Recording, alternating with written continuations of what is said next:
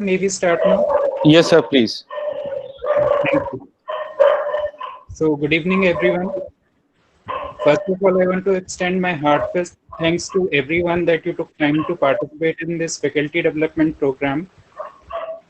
And I assure you that for all of us, it will be a rich learning experience. Before we formally start with the program, I want to brief you about some of the instructions that we all are required to follow.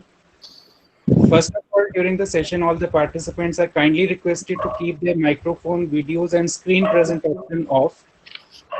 Then, secondly, the participants who are not able to join through Google Meet may participate and join the session through live streaming option, the live streaming link that we have shared earlier, and through the Facebook link as well. At the end of the session, we'll be sharing a link with you all through which, and a QR code as well, through which you can mark your attendance. If you feel any doubt or if you have any query, you may write to us at fdp@mitmeerut.ac.in. So now I request the party sir to please formally welcome all the participants and speakers, sir. Over to you, sir, the party sir. Okay. Good evening, one and all. With immense pleasure, on behalf of Meerut Institute of Technology, I, Kailash Nath Tripathi, welcome you all to this 5-day FDP on Operation Management, developing new perspective in era of AI and ML.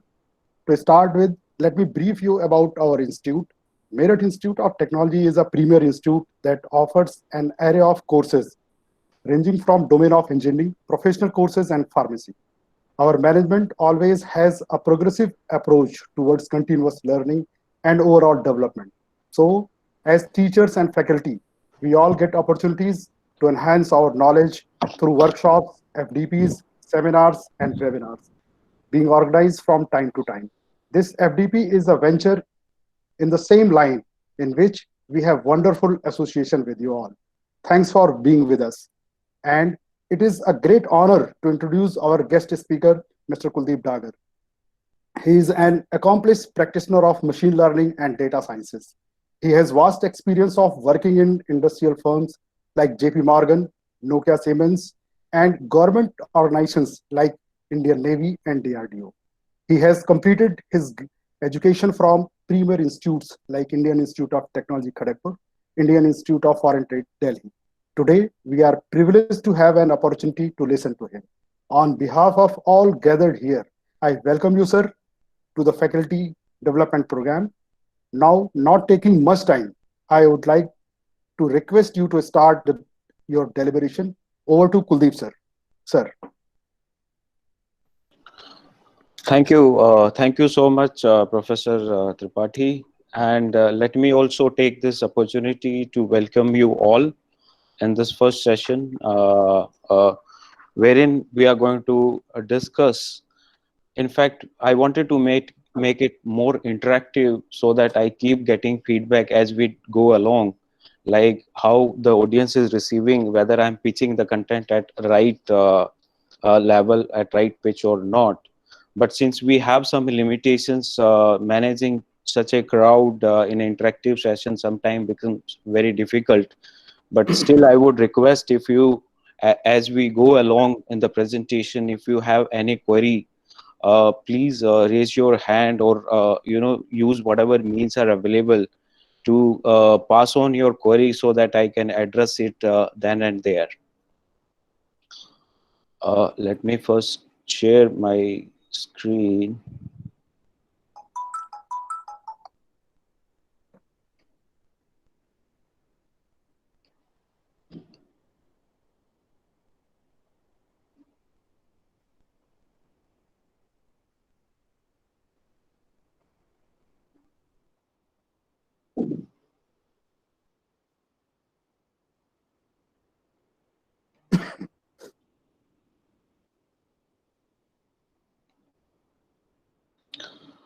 So once again, good afternoon, everyone. I'm Kuldeep Dagar, and this is what we have in today's agenda. Good afternoon, sir.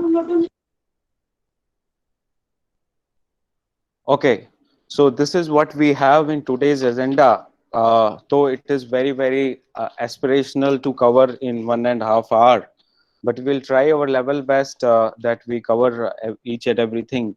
But the focus would remain on that. Once the takeaway from this presentation is you at least develop some kind of perspective about the artificial intelligence and machine learning, which are the buzzword which are in everybody's mind. So we are going to see how IT has been playing a major role in the decision making. And the two buzzwords, artificial intelligence, machine learning, and data science, these are the three things you would keep hearing from media as well as everywhere. So to start with, I want to first develop a base wherein how things started. So if you read about this gentleman called Simon, so this is his quote, which is very popular in the people who practice machine learning. So the very premises of the artificial intelligence and machine learning is that the world is predictable, that we can predict what is going to happen in the future, depending upon certain criteria. Now, if we take example of our human beings, the human beings also are repetitive in nature. They behave in similar manner under similar conditions.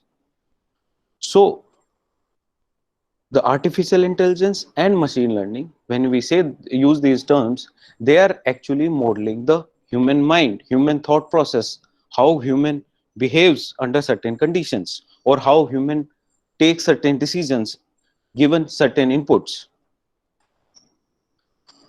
Now, how they are linked with the decision making is that the decision making, as you know, is very complex process.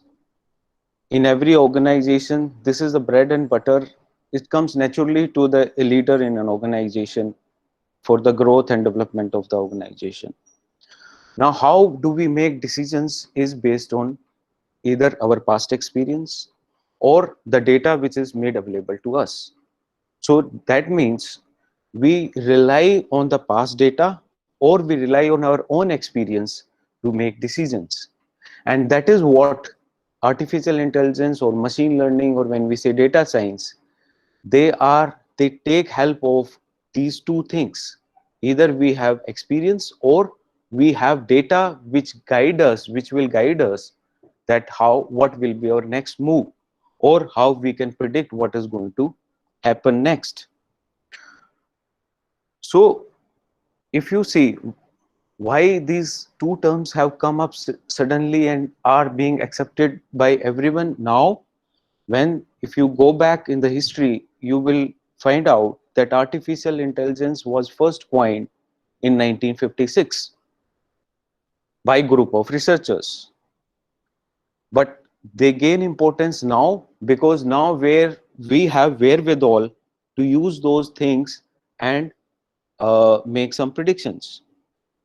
So if you see the role of IT in the decision making is, earlier when we were not having that kind of computational power, we were not having the storage capacity, how IT was helping us to make decision was based on the data.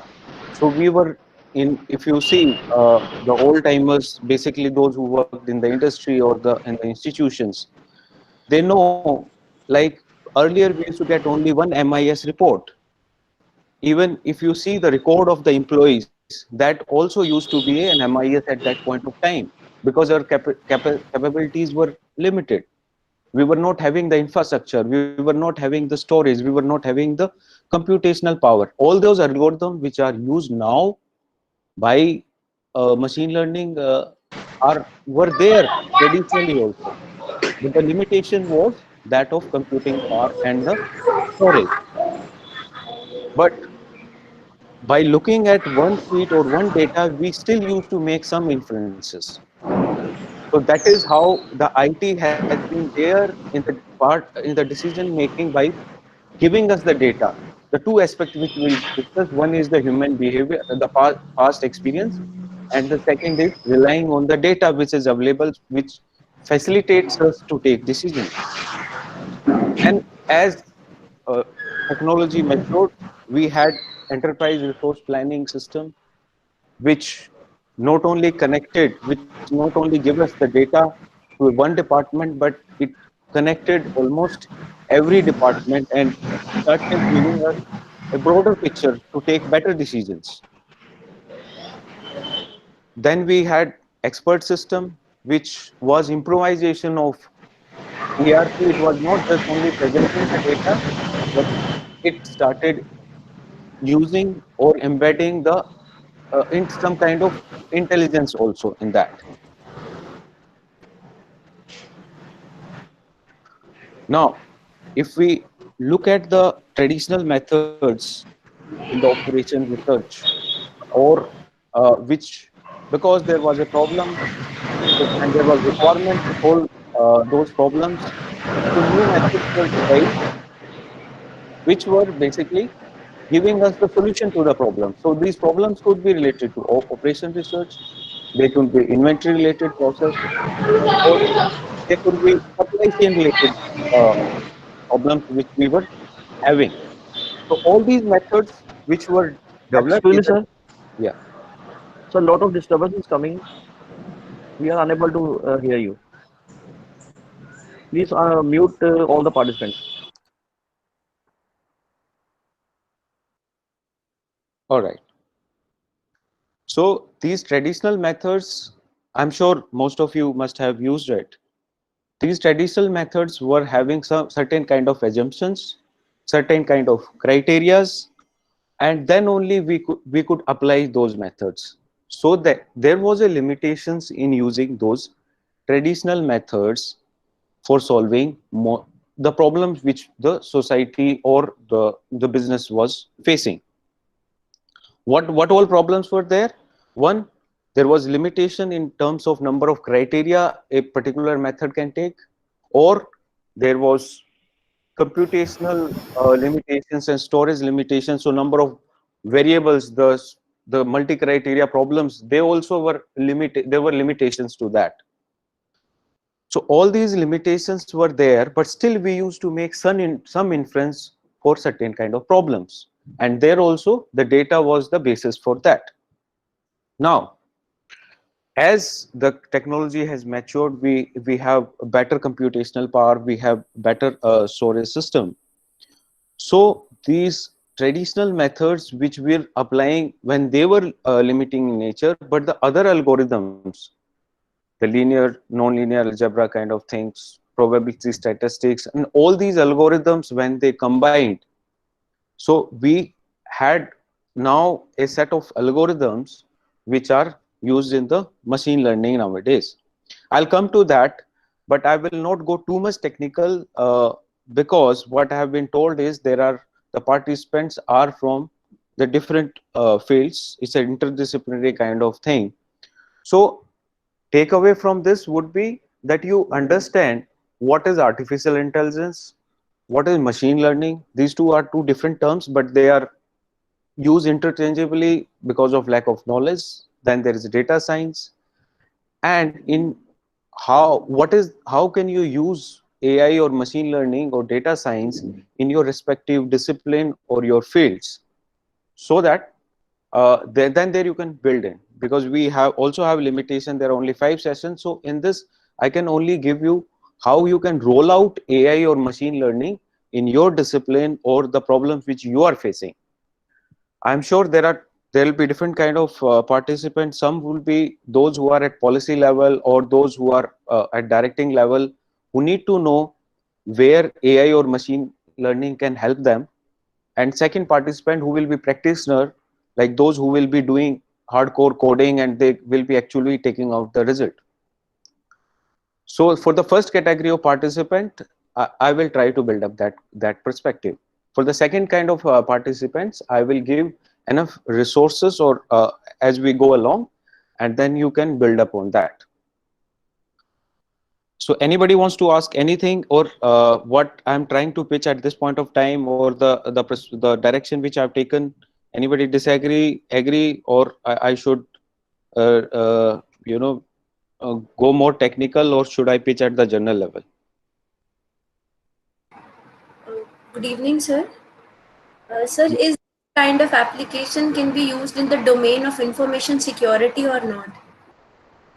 So for that, probably you'll have to wait till the time we complete this. So AI machine learning can be used almost in all the disciplines. First, you try to understand like what are the how what is it and how can use it. Then you will automatically be enabled. You will be able to take decision whether it can be used or not.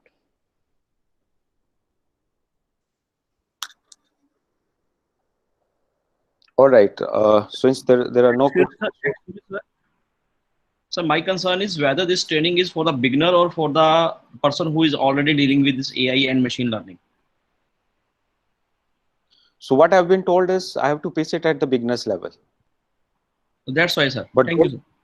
those who have experience, we can connect separately, or when there will be Q&A session, they can ask their specific questions.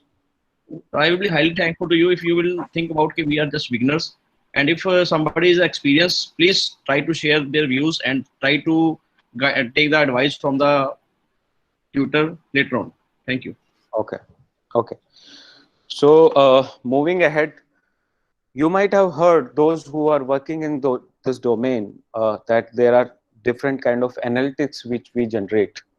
And in fact, the entire business intelligence or the data mining, you can group under these three: descriptive, predictive, and prescriptive.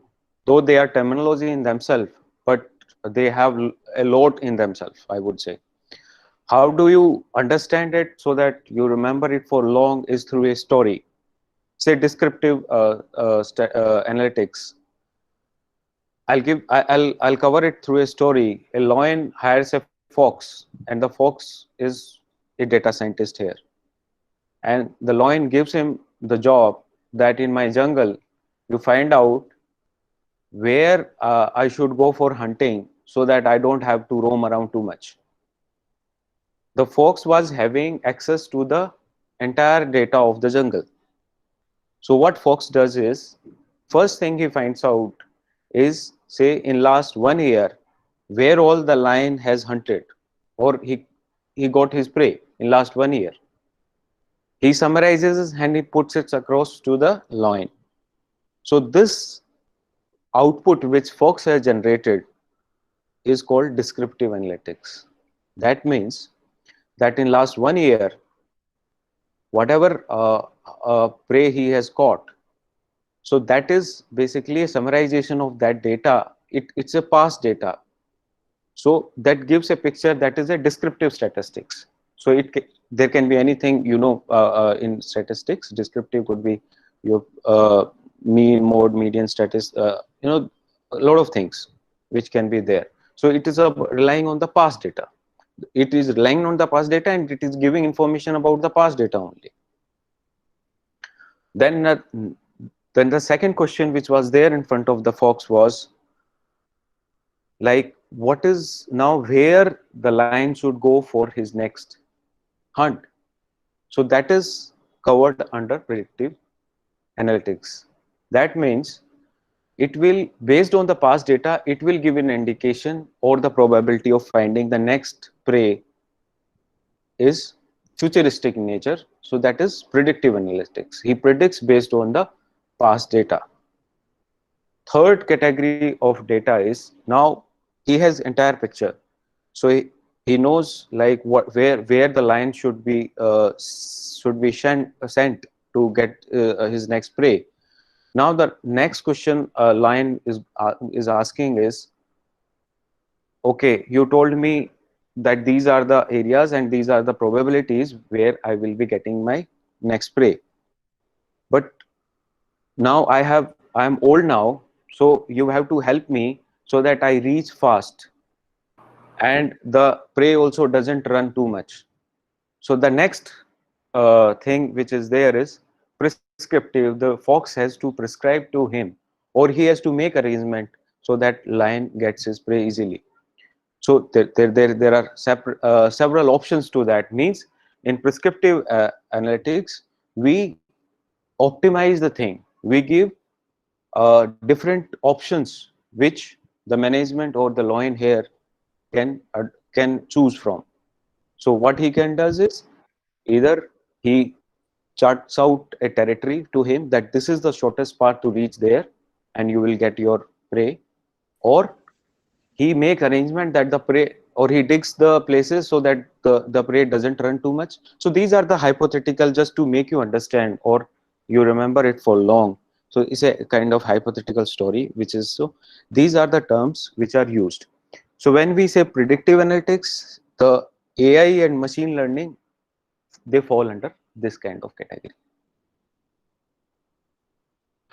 Now, as I already covered, that the computing and storage capacity has increased.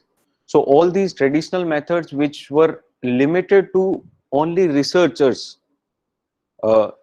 only the academic fraternity or those who are into research, those algorithms which were designed by them are now practiced by industry.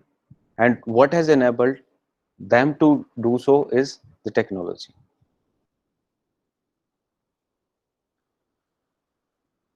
So the person which you see on the screen is Mr. John. He is called the father of AI. He has coined this term artificial intelligence when he was working with his fellow researcher on some project. Now, the artificial intelligence and machine learning, these two terms are used very casually by people, though they are more or less similar. But if you're going through a session, then you should know what is the difference between artificial intelligence and machine learning. So artificial intelligence, as you read the definition given by Mr. Andrew, is artificial intelligence is the science and engineering of making computers behave in a way that until recently we thought required human intelligence. So when we talk of artificial intelligence, it is, we are pitching at the level of human brain. So That the please way share human the brain. screen. Please share the screen. Yeah, my screen is shared. Hello. No, we are seeing your photo, not screen, please. No, sir, your screen is visible. Sir, we are seeing your video, not your screen. Please share the screen, sir. Sir, your screen is visible. Yes, so I'm getting different contradictory inputs. Some are saying my only photo is visible, others are saying screen is Sir, visible. your Yes, video sir. is, sir, your video is visible to all. Only photo is visible now. Your video is screen inside. We are able to hear you. You can go ahead, sir. Okay. So your video is visible. Backside switches are there. One plug is there. You can see it. Yeah, that's correct. But some are giving input that my screen is also visible. There are two things. No. No, sir, no screen are visible. Pin, Screen Your not screen is visible. not visible, sir. Please share your screen. excuse me all. Please, Your presentation is not visible, sir. Sir, no please screen pin, visible. please pin another Kuldeep name. Please pin another Kuldeep name. Then screen will be visible. Yeah, so those who are speaking, their photo will come on the screen. If you pin my name, then probably my screen or my photo will be there on your screen. So please mute all the participants.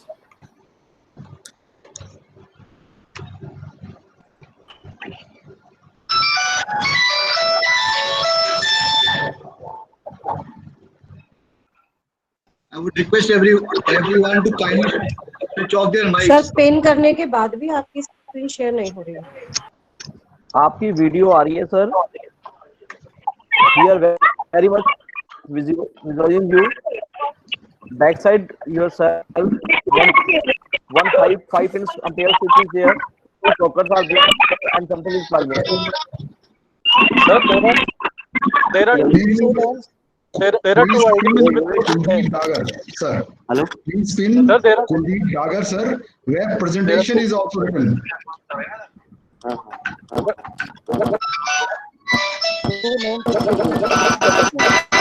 Presentation is visible, sir. Not visible.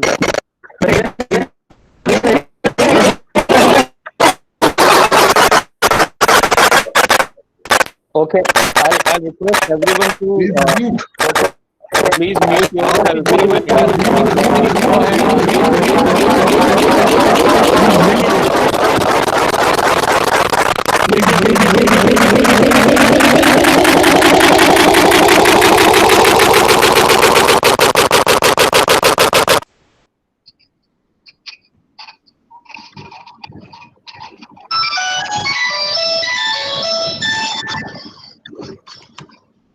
Everyone, kindly switch off your microphones and let Mr. Dagar be on the screen. Mr. Dagar, you can take over the screen. No problem. You continue, please. Yeah, I've shared my screen. I'm just waiting Please. for. You continue, please. You continue, and rest of you kindly switch off your microphones. You go on, sir. You go on. Kindly go on. Okay. Thank you so much. We were discussing about the artificial intelligence. So this is an umbrella term, which is compared to a human mind, the way a human mind works. So when we can't say that machine learning and artificial intelligence are similar thing. Machine learning is a subset of artificial intelligence. There can be no one definition of artificial intelligence, in the sense that we compare it with the level of human being. We have achieved certain processes, means we have developed some kind of intelligence in the machine learning, but they have not reached to the level of human mind. So the definition of artificial intelligence will keep evolving. It's a moving target, and as the technology will develop, as we will get more and more resources and the new computational power and the other stuff, so the capability or artificial intelligence will increase. So the first so-called artificial algorithm or the device was developed by IBM, and the name was Deep Blue. So this was a computer which was developed by IBM, which played chess with the chess grandmasters, and it won. So the first live example which is given practical, there may be other devices which had the capability to use the data and take decisions, but this was one formally available. Now, how do you find out that a device or a machine has an artificial intelligence capability? So this was a Turing test which was used in proposed in 1950. So what it does at that point of time was that there was a human being who was made to talk to a machine and another human being, and the human being was asking questions from both of them on certain topic. If the person who was asking question could identify that this is the machine and the other one is human being, or if he was not able to identify, that used to give an indication how much capability that machine has acquired.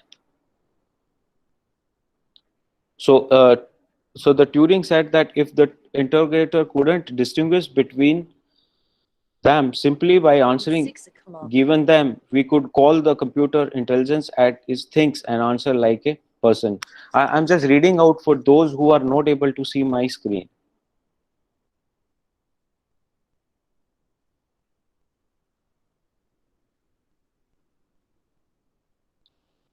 So what is machine learning then? As we are comparing artificial intelligence with human brain functioning, so machine learning is just a subset of artificial intelligence. There is a lot to happen in this field to achieve a level of an artificial intelligence or intelligence like human being. So what is machine learning? Machine learning is any process by which a system improves performance from experience. I will throw more light on this. What do you mean by improves performance from experience? Another definition which is used is machine learning is study of computer algorithm that automatically improve their performance through experience. So what does that mean is, as I've been building up a base on this, that the decisions are taken based on your past experience or the data, past data. And based on that, you apply certain conditions and then you predict. So that means if you replace a human being from by a algorithm, then it does the same thing. So it has its own. Suppose if I have an algorithm, I have trained that algorithm to do certain tasks. Now the algorithm has developed its own experience. Now the new data comes. So from that data, like human being learns, the algorithm should also learn. It should be able to improve its performance. Or the big experience means either from scratch, if you train a algorithm, then also it is improving itself. So that is what machine learning. So machine learning is basically a set of algorithms, computer algorithms. That's all. There's nothing else. But artificial intelligence is an umbrella term, and machine learning is just a subset of it. So when you use these terms, you should know where, in what context do you use these two terms. Okay, so I know it is too premature to give you this workflow at this point of time, but if you develop this structure in your mind, then it will be easy for us to understand certain other things which are going to come. So these two terms are used very frequently. I mean, of three terms now. So artificial intelligence, machine learning, and data science. So machine learning and data science are, I would say, they are cousins, more or less similar in nature. But there is a subtle difference also in terms of the functioning of those two things. They are discipline in themselves. So how data science works is, so everything is, you start with a requirement. So what do you want to achieve, or what decision you want to take, or what is the business requirement, what you want to predict. So it starts with the business requirements, then you acquire the data. The data can be anything related to that business requirement which you want to meet. Then you process the data, then you go to data exploration, modeling, optimization. These are big terms at this point of time, those who do not have any experience in this field. But what happens is that to give you a background of this, so there are structured data, unstructured data. I'm sure those who are from the computer discipline and the related disciplines, they would know it. Structured data is something which you can tabulate or which you can put in some form. That is structured data. Say an employee's record. I would say the employee's code, employee's name, his organization, date of birth, his post, all those things. If you put it in a table, it is called structured data. We know that it can be put in some form. But unstructured data is something which comes up and you cannot make head and tail out of it. Means it comes in varied form, and it is, you have to, if you put it in a structured form, you will be missing, or you will have to throw out some data. That is unstructured data, which is not readable so easily. But how data science has is, as the storage capacity, computing power, all these technological development have taken place. So people have started storing data. Everywhere, every machine generates data. Since I have the opportunity to work in the Navy, so I'll give you an example of a ship. So on a ship, there are various electrical equipments which are there. So everything, every machinery generates the data. And to measure certain parameters, there are people who are monitoring the performance of the parameters, like if whether the particular machine is operating at that on those particular parameters or not. If there is a deviation, then they know that there is going to be some break, so they take decisions accordingly. But either you take the entire ship as one entity, or you focus on one machine, and if you collect the data and you analyze the log, then you understand there is a pattern in that functioning of the machine also. But all those things were not possible, I would say, 10 years back, because we were, first thing, we were not storing the data. We were not having the capacity to store the data, and then even if you store it, then to analyze it, to put it in a form so that you can understand something out of it. So those kind of things are now happening. So data science as a field has emerged to understand, to make meaning out of this volumes and volumes of the data which is generated everywhere as we talk. So people say, like, in last 5 years, the kind of data which is generated was not even generated in last 100 years, and this rate of multiplying is increasing day by day. Every year there will be a time when we will generate data which will be equivalent to last 100 years data. So this is the pace at which we are generating data. But then you need people, you need resources to take meaningful to take out the meaning of that data. So that is where the data science comes in picture.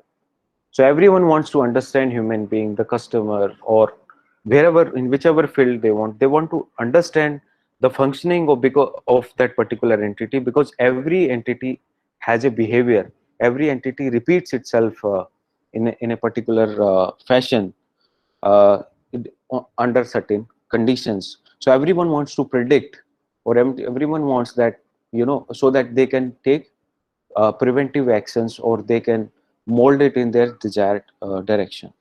So that is where data science comes into picture. So, excuse me, sir. Yeah. Sir, what would be the difference, like, or is it the part of data mining, like data science and data mining? These are two different streams, or they're just sub part of it? So data mining and data sciences are absolutely similar in nature, but the thing is, the data mining we have been using traditionally, but there we were playing only with the structured data. In data science now we have tools to handle even unstructured data. So data mining, I would say, I'm not saying there's a difference in terminology only, but now data mining has graduated to data science now, with advancement of technology and new kind of algorithms coming in picture. Thank you, sir. Thank you. So, so what is the path for those who don't have any experience in this? Is that the data, first acquiring the data can be everywhere. So data, when you do it, any project of data science or related to anything, the data can come from n number of sources. It is not like it is there on your personal computer. So in industry, the data comes from multiple sources. It can come from the web, it can come from your internal sources, it can come from your teams in the field, it can come from point of sale. So the data comes from varied sources. So in the large organization, there is entire set of team which acquires the data and then put it in a place. Or I mean, there are different kind of people who deals with the database. Then there are so the role of data scientist in fact comes from this step number 3, which is data processing. Before that, a data scientist, if you're someone who wants to make career in data science, then it is preferred that you should be comfortable with the databases also, but Yeah. Excuse me, sir. Yeah, one question. You have told about structured and unstructured data inputs. So how does unstructured data gets inputted? Because we know Excel, Word, and all those data. We attach the file and they get attached, structured data. But Right. how does can you just explain about unstructured data, how you get inputted and how it gets processed? Because that is a part which I think most of the people may not know. Okay. So when we talk about unstructured data can be in text also, or it can be in the images or audio video. So it can come in any form. Suppose I take out source data from the website.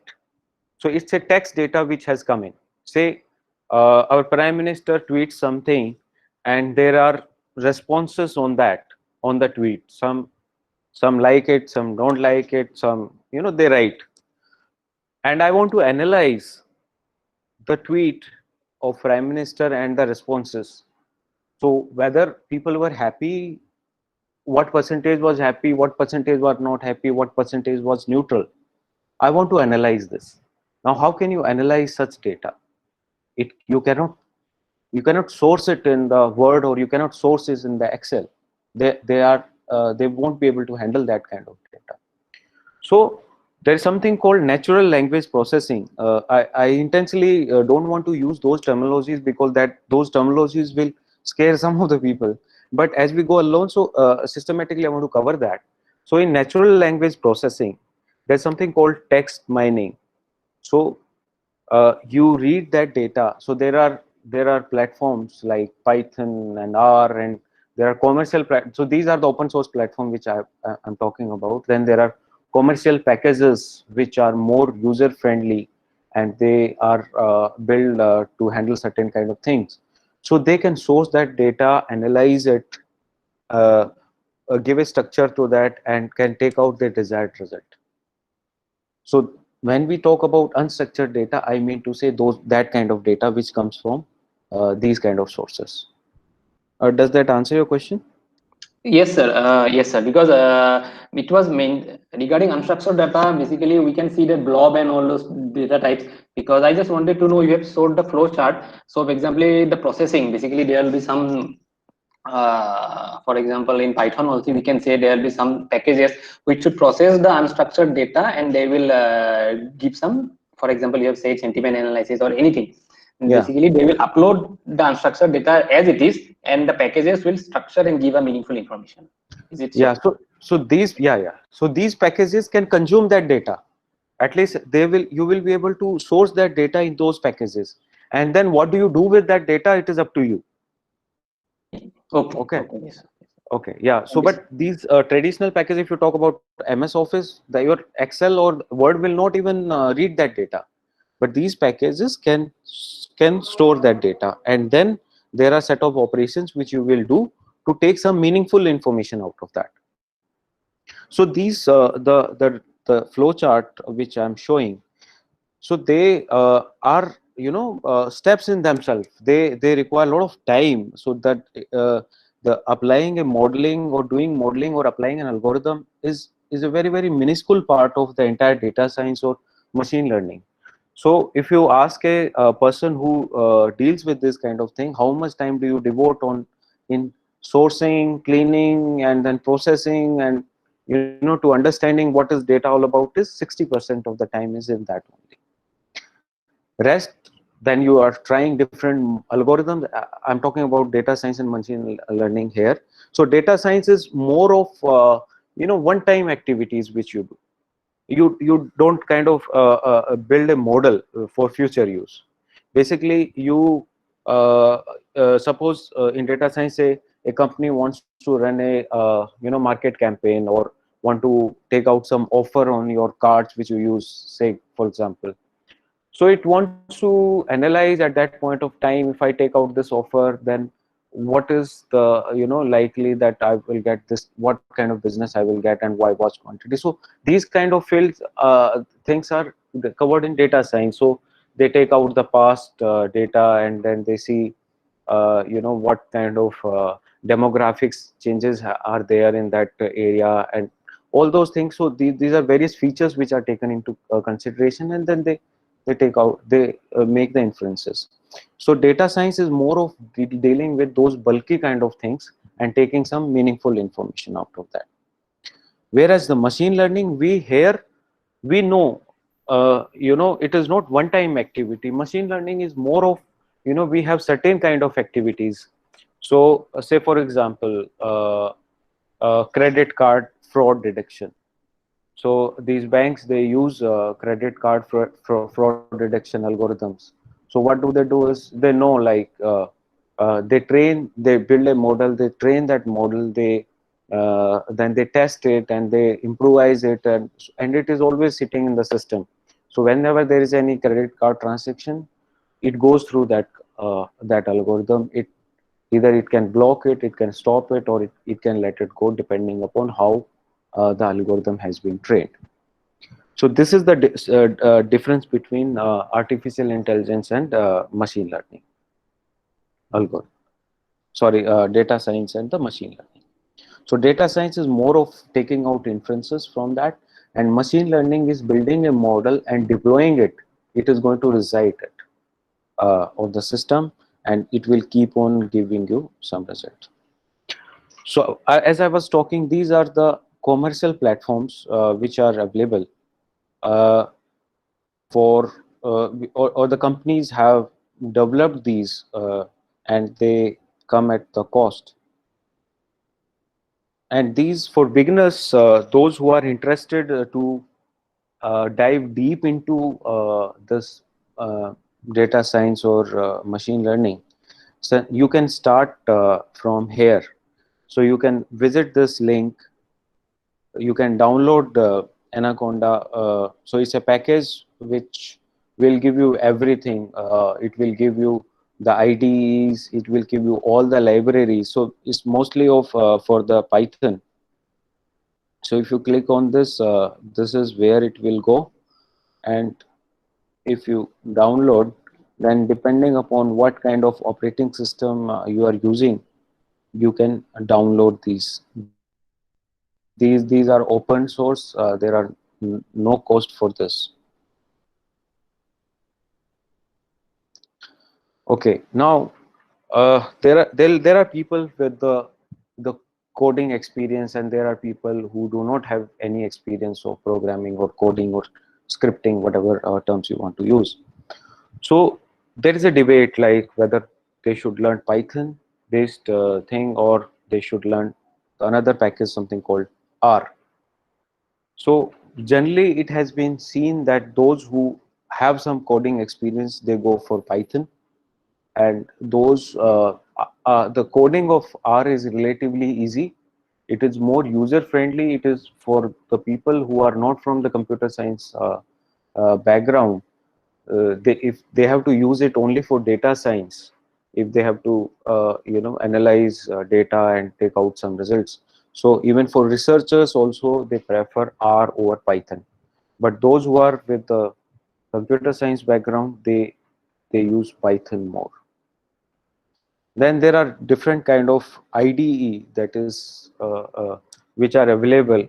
So depending upon which IDE you are comfortable, you can choose. There are several IDEs which are used for Python.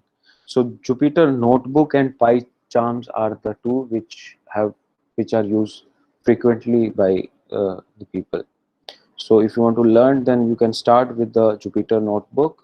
If you are with Python, then you can use Python. Sorry, these are Python. Jupyter Notebook is a Python IDE only. And if you start with R, then there is a R Studio. You can download and you can start using that. Anybody wants to ask anything here, like about the download and all that?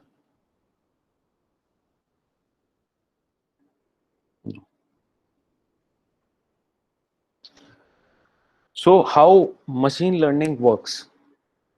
Since we are, So, yeah. sir, if an academician is going for data science for teaching purpose, whether he should go for Python or R?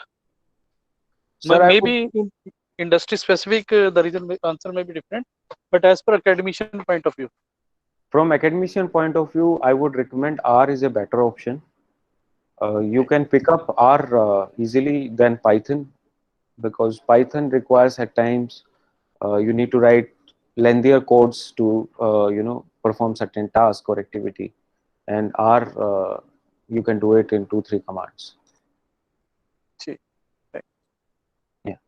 On NPTEL also there are various tutorials available for statistic analysis using R, and I think for Python also they are there. For those who are, I mean, most of you are from academics background, so you can refer those also. Then how machine learning works is, I know some of you may be finding me repetitive in nature, but if you understand this, then while performing anything, it will always help you if you execute any program. So how machine learning works is, so machine learning algorithm also works in similar way like a child. What do you do is, how do you teach a child? You have to first tell him what is what. You have to basically train him. He should be able to identify this is what it is. And if you tell him how to perform a certain activity, for that also you have to train him. And then you give him a test. He does it correctly or otherwise, and then you basically that is the time you are evaluating that algorithm, and then you correct him if he is not wrong, he is not done correctly. So these are the steps exactly followed by a machine learning algorithm. So when you will go to the coding part, sometimes it becomes too overwhelming with each steps that you lost track what you are doing. In the sense, the data acquisition, data cleaning, data exploration. So I know you all are very matured participants, but when I deal with the students, they don't want to understand this this model, but they straight away want to jump into like what kind of coding and all those things we have to do. So but you will find that in between they will lose steam. So if you first you have to start with the broader picture in mind. I can give you an example. Those who deal with the operation research subject. So sometimes now everything is on computer. You can do all that through Simplex on Excel and all that operation research problems. But earlier, when we used to do it manually, or the researchers when they have to do it, sometime when you are performing or there are a lot of iterations, you lose track like what you're doing, where have you reached, and what do you want. So the similar is the case in the machine learning also. So as we will progress, probably tomorrow I'll show you a live example of a training set, test set, and then how the algorithm works. Is a very, very simple example, but it can have so many steps that sometimes you lose track. Somebody's audio is on. Do you want to ask any question? So please say mute the mic or mute the mic by at your end, sir. So mute the mic at your end.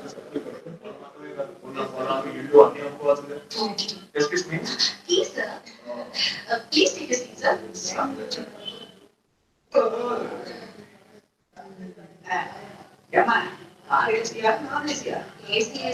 When start just AC on the we not have a Dugal leda. Dugal nahi hunda, sir. Ma baat karo Dugal karo hunda. Geo na hindi. Okay, engine ఉంది sir ఇందులో fields ఉన్నాయి sir ఒక state ఉంది sir automatic gear box ఉంది sir అక్కడ touch చేస్తే top లో open అవుతుంది సార్ ఎక్కడ టచ్ చేస్తే అక్కడ మంచిగా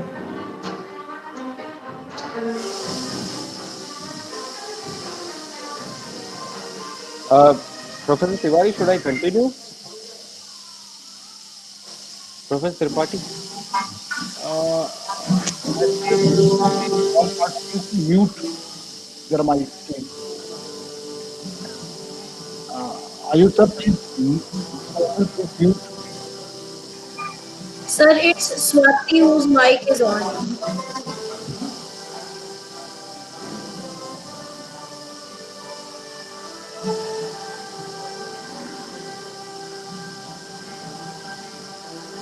Sir, mute your mics, please.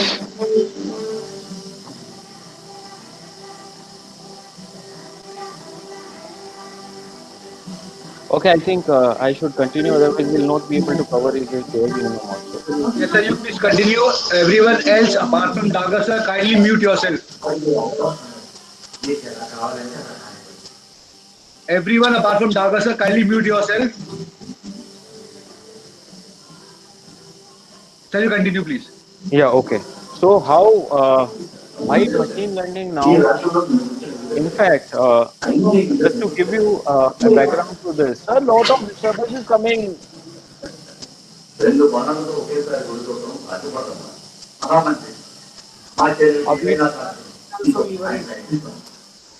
can you please mute the mic of Swati? There is from where this voice is coming. Swati CH. Mute the mic at your end.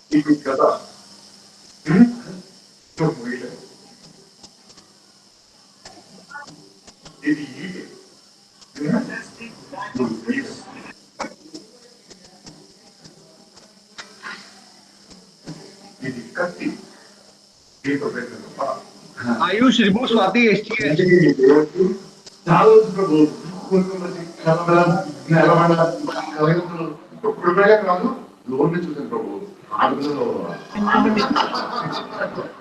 Sir, please remove all the participants who has not.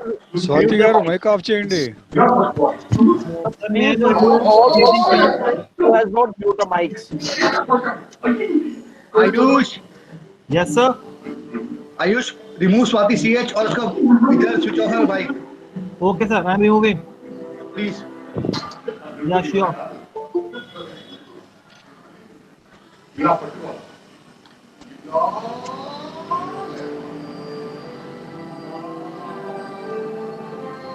Still problem is coming. Yeah, sir. I'm just rectifying it.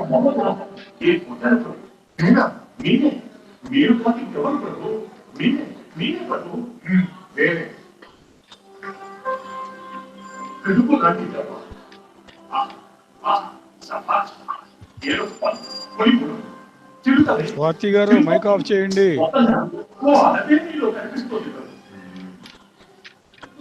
And I request everyone not to present their screen. Kindly stop presenting your screen. Ayush, remove Swati CH here. Or mute her. Sir, I'm muting, sir.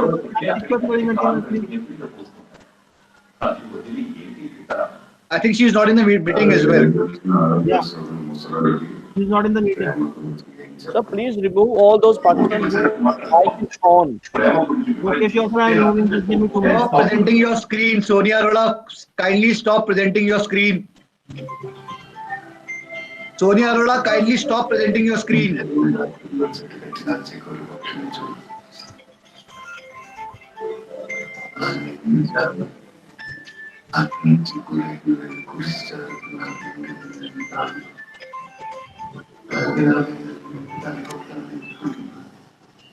Hello. Good evening.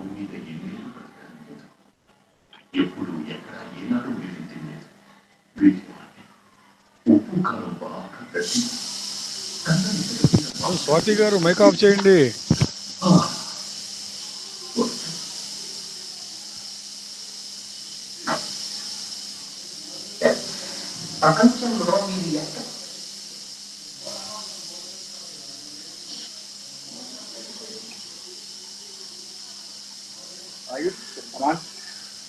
कमान तुम्हारे पास है, जाओ. तुम्हारे पास तुमने create करिए, तुम कर सकते mute से.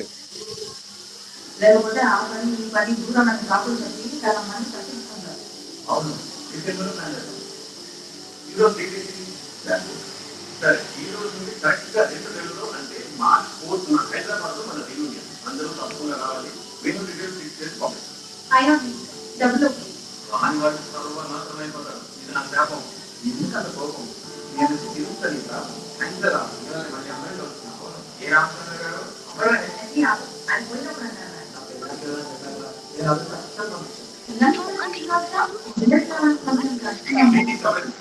గ్రూప్ స్టార్ట్ చేసిన తర్వాత మొట్టమొదటిసారి ఈ గ్రూప్ లో ఏదైనా పని వచ్చి మనం చేసామని అంటే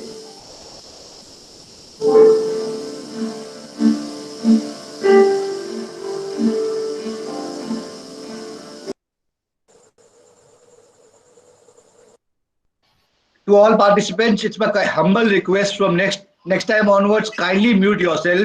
And if you have no interest in joining the meeting, at least do not leave your screen on and leave the meeting. Sir, you continue, please, sir. Yeah, thank you so much. Thank you. So how machine learning has encroached almost into every discipline. So even IT developers who were coding in Java, C, C++ and all that, so even they have to start afresh on this particular thing. How machine learning has totally changed the working of developing a particular thing is, earlier, say for example, from Delhi to Chennai, if I have to travel, and then I have to develop a program for traveling from Delhi to Chennai, finding out the best path to travel at the minimum cost or at the in minimum time. So that was left to the wisdom of the programmer or the developer or the designer who was designing it, that these are 3-4 paths which out of which I have to select one. But there could be n number of other paths which were there, which were not explored by the one who designed or developed that. But what machine learning has done is, if you give the data of people who have traveled from Delhi to Chennai, past data, and then you want to find out which path I should take, and you tell him like this is the path and this is the best result which we have achieved. So based on this data, you train an algorithm that these are the different paths which have been taken by people, and these are the best result. So next time when I ask you how to travel from Delhi to Chennai or which path I should take, then the algorithm will come out with recommendations. So that is the advantage of machine learning. So what it does is, it doesn't rely totally on the wisdom or the understanding of the programmer or the person who has designed the system, but in fact it learns from the data, and then it will give you the output. So second thing is, like, I'm sure in this lockdown period you all might have seen some movies on Netflix or some serial on Netflix. So initially when you take an account with Netflix, it will tell you, like, after you view for certain things, it will come up with the recommendations. But to start with, at scratch level, it doesn't tell you, it just waits for your response, like what kind of movies you are watching, what kind of serials you are watching. After certain number of events, it will start giving you recommendation that probably your taste for the movie, you have taste for this kind of movie. So next time when you log into Netflix, it will come up with the recommendations. So what it can does is, at individual level, it can customize things. So there are algorithms which takes care of the individual person needs. So that is, the first point explains that only. That it develops systems that can automatically adopt and customize themselves to individual user. Imagine the world wherein there is a one person who's assigned to one movie viewer. What kind of cost the company has to incur. So but here there is a person, a person is replaced by algorithm which just waits for your action, and then it will come out with the recommendations. Second is, so the traditional programming languages which are there, they will be restricted to certain things only. But in fact, these kind of systems will take over. Then what it does is, you might have heard about market basket analysis. So we were talking about volumes and volumes of data which is generated in any, if you go to any shopping mall and all that. Then I'm sure you would be knowing that the layout of items in the mall or when you enter any shop is based on the business intelligence. Like, so based on the past data, it kind of classifies, like if a customer A purchases, say, diapers, then he will buy fruits also. Or there are other examples of beer and diapers also. If somebody wants will purchase a beer, he will it is most likely that he will purchase a diaper also. So this is the way even the layouts are arranged in that way, that the customer, if he buys some certain things, he is likely to buy all other related items. So these kind of insights are generated from the past data by these algorithms. Then there are various other uses. So if you see in daily life, you can take n number of examples. You are using AI or machine learning in one or another way. When you type some certain things on Google, it is a kind of natural language processing which is happening. NLP is a part of kind of machine learning only, algorithms which work. So in there, through voice or through what you type, it kind of infers and comes out with the results. Then it develops systems that are too complex or expensive to construct manually because they require specific detail, skill, or knowledge and to. So you know this. So these are some other advantages of machine learning algorithms. I can share these PPTs later on. Excuse me, Mr. Raghav. I wanted to ask one question. Yeah. For a layman who is not from a mathematics or a science background, is it possible for him to pick up coding or AI as a subject? I would say, sir, you want to practice it by implementing some algorithms. You need to have some background, in the sense when we say what kind of background you need to have, what kind of skills you need to possess is, see, these algorithms which are there are basically based on three things, more or less. Say linear, nonlinear algebra, you need to be well versed with the probability and statistics, because you should be able to infer the outputs. You should know like what kind of problem it is and what kind of algorithm will be suitable for these kind of things. So at least that kind of bare minimum level understanding is required. So it's so a 10 plus 2 level of mathematics is applicable for a person to understand AI and coding? Absolutely. Right. Thank you, sir. Thank you, sir. Thank you. Rest, it is not that you need to possess entire knowledge about all these methods. Then only you can do it. If you proceed in stepwise manner, because if you see, you know, in India also, these algorithms are sometimes very complex. So what, even in industry also, there's not that skilled manpower which can write these algorithms from scratch. They also use its template or the library which are there and then customize it and all that stuff, because there is too much there on the platter. But the best path is that you start simple and then keep adding on it. People, what you know, what kind of course people do take is that I should know first probability statistics, I should know linear algebra, I should know this, I should know that, and then only I will start coding. So that never happens, because they are most filled in it themselves. Hello, sir. Yeah. I'm Dr. Rahul. I have a query. Yeah, please ask. Yeah, sir. Right now the Python is very fast-growing language, and the machine learning tools with the Python, there are numerous number of FTPs are going here on the AI with the Python. So just for the sake of information, I want to know what will be the major benefit if we use the Python, or we should go for with the MATLAB as well. MATLAB is also good software. Before Python, all these, in fact, algorithms were implemented in MATLAB only. So if you have Yes, knowledge, sir. I'm also working in this field since 2010 onwards. So that's why he just to know whether I need to learn the Python or not.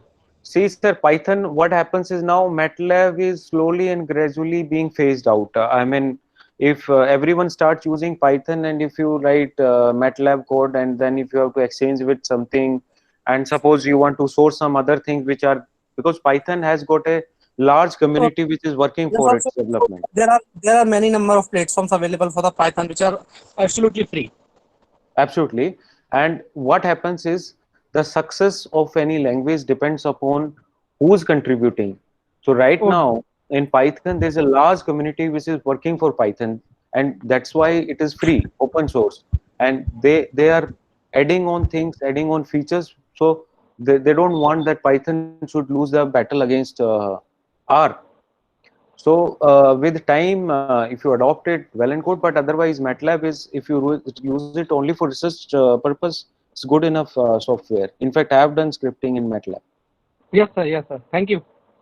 Thank you.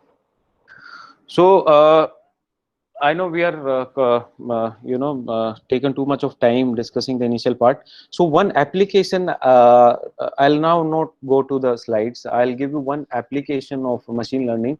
Like from scratch, then you can visualize how you can think of it, and then next session we will see the phases in which it is rolled out, and what all preparation you need to do before you can implement any machine learning in your organization or at your place. So I'll give you an example of my own organization where we implemented customer segmentation.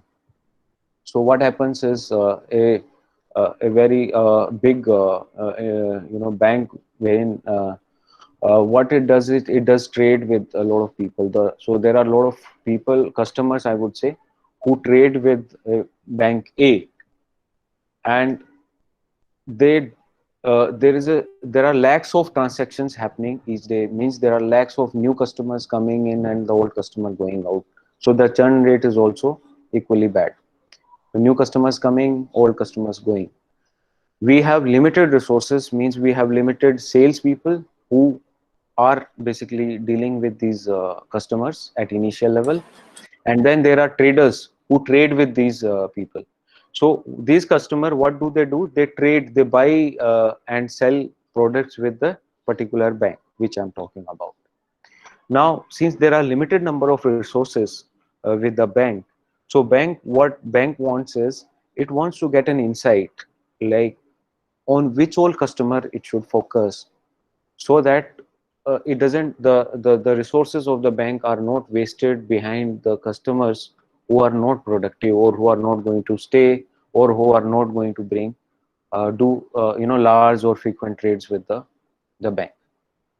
So this is the problem statement. This is, I mean, when you implement a machine learning algorithm, you have to start with end goal in mind. Yeah, there are other also wherein you don't know the goal. Say there can be a shopping mall wherein there is a lot of sales data, and it is lying somewhere, and you don't know, like, but the productivity or the profit of the mall is going down, and you want to improve it. So you can say that is a broader goal, but that is not specific, that is not related to your data. But there also there are machine algorithms, something called unsupervised machine learning algorithm, which comes in play, which will give you some insight of those kind of scenarios also. But the scenario which I am talking about is the one wherein we know that there are customers, there are productive customers, and there are unproductive customers. So even the problem which I am telling you, it can also be a supervised as well as unsupervised. So since we are not going as per the slide, so supervised learning is one. When we say supervised learning, these two terms, to an algorithm, how do I supervise to learn is supervised learning. Say for example, if I perform operation A, how do I explain? Yeah, say for example, in case of bank loan approval, it is there in all training. You will find this kind of example. Say bank, what a bank does is, a bank, while you ask for the loan, you have to go through a process. So bank will ask for certain details of yours, and based on those certain details, it will say whether you can get the loan or you cannot get the loan. That means that is a manual way of doing it. But now bank has implemented machine learning. So the bank system will come up with the recommendation whether first particular customer can be given loan or not given loan. How does that happen is, based on the past data, when a customer, say for example, different features of customer is working, he's earning this much, he's graduate, he's married, he's from this area, he doesn't have this, he doesn't have that. So okay, so these kind of things, a customer will always pay back the loan. So that is then when I train that algorithm on that, when I say the customer is of this type, he will always return the loan, give him loan, approve the loan.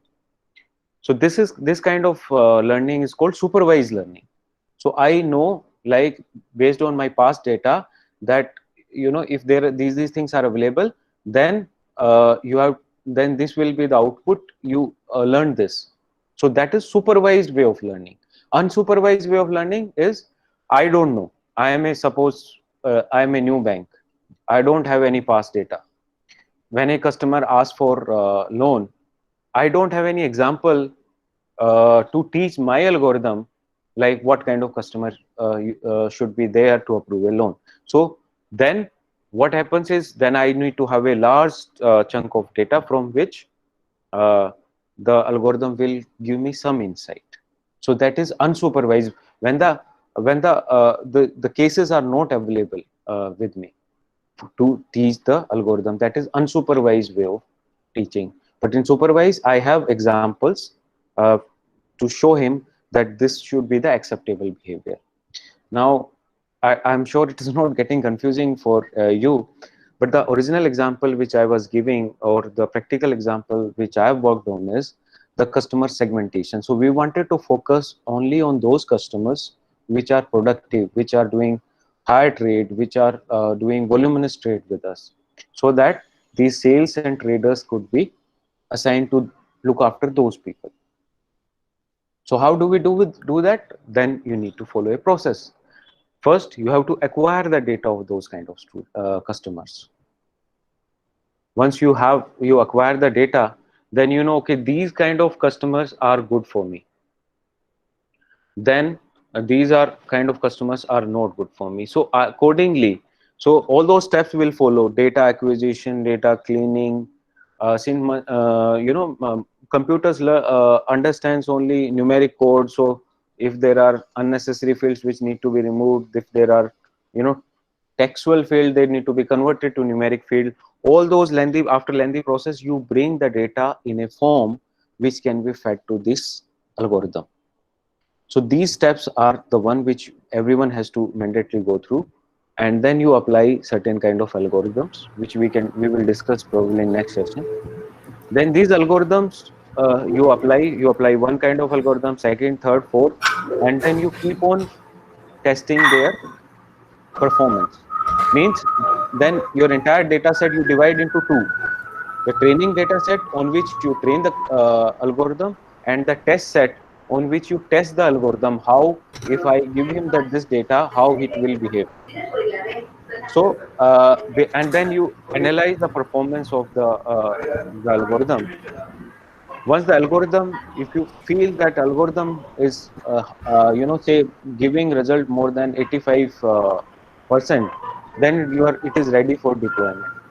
So deployment also is a process in itself. There are other teams which comes into picture. In deployment also, normally so far in industry, though it is deployed in the same language, also say you develop the algorithm in Python, it can be deployed in Python, but generally it is converted to lower level languages like C, C++, or these languages for deployment. Yeah. So again, disturbance is coming, sir.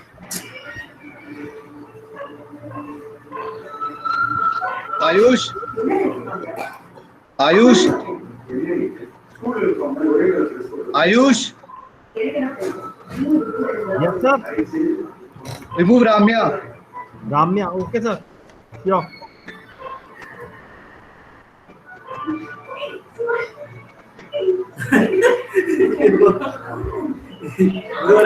இல்ல நான் என்ன disturb பண்றேன்? Excuse me, sir. Sir, who are the prospective customers in this example which you are taking? Okay, the example which I was giving. Sir. Yeah. Yes, sir. Okay. Yes. Okay. So say I will tell you this example. The for banking which I have written over here is I'll put an example for this kind of thing. So for a bank, who's the prospective customer is, say for the loan part, or say a normal a person who takes services of bank for deposition of his savings and all that thing. So prospective customers are the one who will maintain some kind of balance. I mean, they keep retain their saving in the bank for long term. For long I mean, term. they are the ones who are currently or actively crediting and debiting their accounts No, on no, daily no. basis. Deposit your money for a long period of time. Okay. Okay, sir. Yeah. So basically, so in banking, what happens is a bank who's retail into retail business. So it looks for the customer who keeps his saving for longer period of time so that the bank can use that money. Then bank wants to retain those kind of people. They want the bank also does some kind of tiering in that. Tiering in the sense it classifies those customers into different tiers, say premier customer or those different kind of categories, so that and gives him the treatment that particular category deserves. It can be very, very small incentives, and then there could be dissatisfied customers who. So all these pictures were not there. I mean, these kind of information bank was not able to compile before machine learning, because these factors were I mean, there were no methods available to consume these n number of factor parameters and then take decisions. It's like human being sitting over there, various situations are coming to him and he's taking decisions. Yeah. Yes, sir. Thank you, sir. Okay. So I can go on giving examples to this these things, but I think practically, until unless I show you one data set and then what all steps we follow, it will not make any sense. Excuse me, sir. So Yeah. how long it will be? What? So timing. Actually, you have given the timing slot for 1.5 hours. Actually, because of disturbance, I could not complete it. So we can leave open, house open for questions, and then tomorrow we can take on the rest. Mr. Dagar, we are extremely, extremely thankful for your patience. There was a lot of disturbance. I extremely am grateful for your patience, sir. Thank you very much for your patience, because there was a lot of disturbance and you still held on. I would now request all the participants, if there is any question, they can raise it now, so that we can ask Mr. Dagar to leave the meeting later on. Excuse me, sir. I have a question. Yeah. Please go ahead. So as you told us that we divide the data set into two parts, the training and the testing data set. I have read somewhere that we divide the data set into three parts, that is training, validating and testing. So which Yeah. one is correct and how do we do it exactly? Yeah. So there are multiple ways of doing it. In the sense is there is a cross validation, there is k validations. So we can cover those things. The aim is here is that you have one data set and you want that the algorithm should be able to capture maximum information from that data set. And when you apply and when you do testing, the testing set should not be familiar to the algorithm. In the sense, I'll give an example. Like I have say 10 records, and what I do is say first 8 records I use it for training, because I want the maximum pattern which is there in that data set should be captured by the algorithm. And the last 2 records I keep it for testing. Say when these last 2 records will come, I should get the desired output. But it may happen that in the last 2 set records there was a different kind of pattern or information which was probably very crucial for the algorithm to learn, but what will happen? The algorithm will fail miserably. So what it does is it makes so there are different kind of even algorithms also which will do sampling of the data. So it will take out few samples which it will keep for the testing, and the rest of the data set can be used for training. All right, sir. Thank you. Yeah, so that is a way of doing the testing, but essentially you are dividing the entire data set into training and testing data set. All right, sir. So one more thing. Will we be discussing regression and clustering and all those things? I'm thinking of that depending upon the response from the participants. But yes, at least the theoretical aspects I will be discussing for each of these algorithms. Okay, sir. Thank you very much. Thank you. Hello, sir. Hello. Sir, what kind of qualities that the industry is expecting from a newbie who wanted to enter into the field of AI and machine learning? For example, is it possible to shift the career shift from teaching to industry in AI and machine learning? And what sort of skills that I have to acquire in order to enter into the industry? Please let me know, sir. Okay. So there are 2 kind of things, sir, to answer your question. One is, so every field or every discipline or every area has a different kind of data set. So the person who's either implementing a machine learning or doing a data science kind of work has to thoroughly understand that data set or understand the nuances involved in that particular discipline. Say if you are entering into a marketing kind of thing, then you should know, like in marketing, what are different kind of things which are there, what is marketing segmentation, what kind of data you get, and why this particular data set is there, in what context it must have generated these kind of data set. Because you should know, then only you will be able to do data cleaning and applying the appropriate algorithm, and you should be able to understand. So context is also equally important. That means wherever we are actually doing data science related, whenever we want to get some insights from the data, we have to understand the domain, right? That is what you are saying. Yeah. For example, so understanding the data is very, very crucial. There could be one field or one data field which you have almost ignored because you felt that because lack of knowledge about that field, but that was the crucial field which you need to focus while applying the algorithm. For example, if you are working in a company, that means the company different fields we are going to apply the data science knowledge, right? So that time will give a time to us to learn the domain knowledge, right?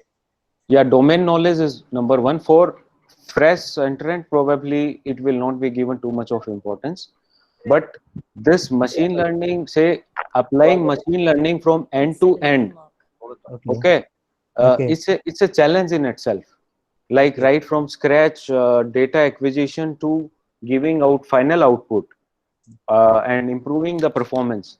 If you see this entire series of steps which are there, they are challenging exercise in itself. If you learn one, any algorithm end to end, then you can learn others also. Documentation is available. You don't have to memorize everything, but you Sir, should I have have a thorough I have understanding. one more question. Like, is it the data science is only confined to getting the insights from the data, or else it is something beyond that? Only something like getting some visual representations from the actual data, or else it is something beyond that? Data science is, as far as I have seen, is getting the insight only, but visual representation, there are different different tools, ClickView, Tableau, and all that, which presents the data in a different way, which also gives an insight about the data. Okay. Sir, one more thing. I have studied somewhere that there are millions of jobs are going to be happen in the industry of data science. That means if I suggest someone to go into the data science, is it the right platform to having a bright future in that field? Can I suggest to someone to join in data science and machine learning?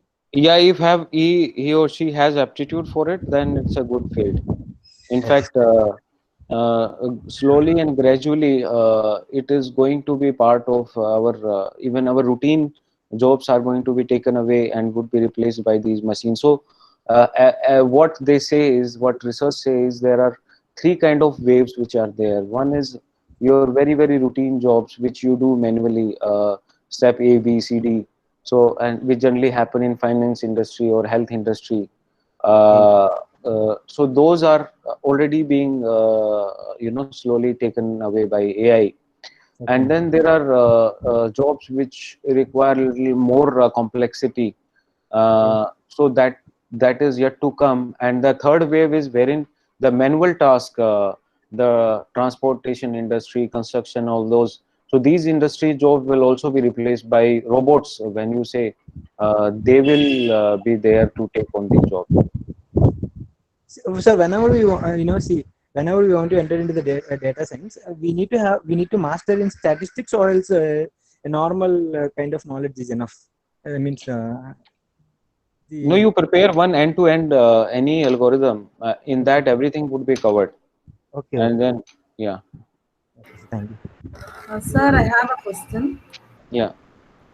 So, what type of learning algorithm can be applied for a robo working in border security? Border security, madam, there is something called computer vision. That is also a kind of machine learning which deals with the images and videos. Okay. Okay. So, in fact, it is very much there. Computer vision examples are very much there if you search on internet. For security purpose, it is very much used. So I can, since I have experience of working in Navy, so I can give you example from the Navy, how Navy uses this kind of thing is. So Navy also captures intelligence, the photographs from different areas. And there is something called anomaly detection. If something is abnormal, then it will give you an indication that it is a not normal thing. So no, that is how I know some examples which are there. Okay. Yeah. Thank you. Excuse me, sir. Good evening, sir. Yeah, please. Sir, this side Renu Kumar from Army Public School in Balakand, and Hello. I'm taking subject AI only. Sir, I have a question for you. Like recently, or like you can say 1 year ago, I watched the movie AXL, and in that the robo dog is shown just that he captures the world around him. That is a form of unsupervised learning. I could understand. But my question is, sir, how this dog is protecting itself? This way to data explosion can lead to numerous threats. How we are going to overcome from that? Like if somehow algorithm learn how to save itself, Yeah. so this would be a very great threat to human. You can say. We humans only, or you can say human species, it is going to be a great threat. How we are going to overcome? Do we have any security measures for that? Okay, madam. But the thing is, we are too, even these algorithms, we are not able to even see the, iota of intelligence which they have acquired. to actually start thinking on those levels. They are presently everyone is trying to bring them to a certain level. Probably what your question is the ultimate goal. I know. I'm asking you a question of extreme level. I do know that, but maybe the initial stage we have reached by this data explosion, which we can see over the internet also. Like Right. of data we can find very fake data also, you can say, or we are even not able to judge which is right or which is wrong, which platform to use, which not to use. Like Right. it's not about me, sir. I'm like a mature person, you can say, but the young professionals or the young students or the, you can say, kids, even they don't have any like judgment on that criteria. Yeah, so probably I'm not in position to answer that, madam, but when there will be a problem, I'm sure some solution will also be found for that. Okay, sir. Thank you. Thank you. So, so I think we have come to the end of today's session. Dagar sir. Yeah, we think we should Yeah. conclude. Mr. Dagar, again, we are extremely thankful for your extreme patience, and it will be highly, we'll be highly grateful if you share the PPT with us, so that the participants can, see the PPTs later on of this very informative session. Sure, I'll do that. I'll do that, and thank you so much for giving me this opportunity. No, we are extremely thankful, sir. You have been extremely patient today, and we'll make sure that tomorrow there is no such disturbance. And Sir, excuse me, sir. Respective dignitaries, please. There's a query. Can you change the timing for this session?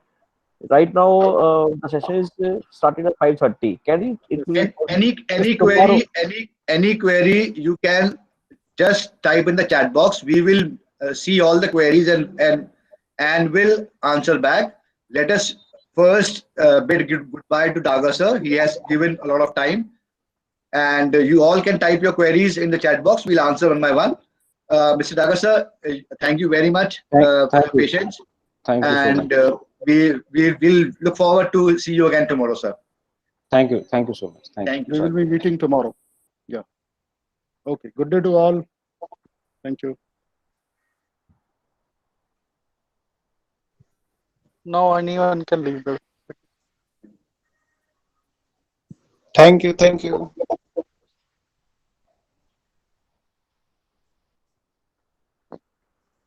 बड़ी meeting and कर दीजिए.